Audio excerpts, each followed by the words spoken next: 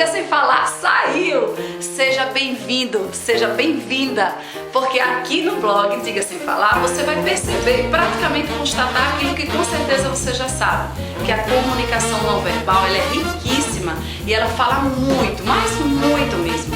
E é por essa razão que eu convido você a ficar ligado e a conhecer melhor, mais de perto, toda essa linguagem eloquente que fala tanto, que nos diz tanto e que a gente precisa ficar ligado.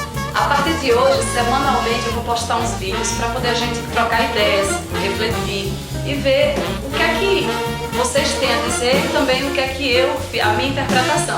O vídeo que eu trouxe hoje para vocês conferirem, que está logo aqui abaixo, é o vídeo de Shirt War.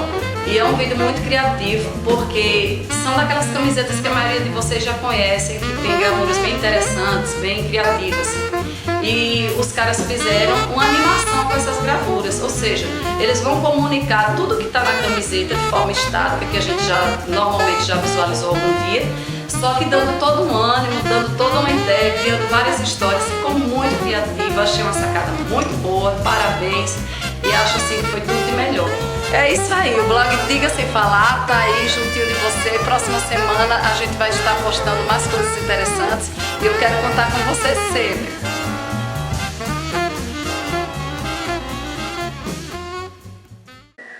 Até mais mesmo.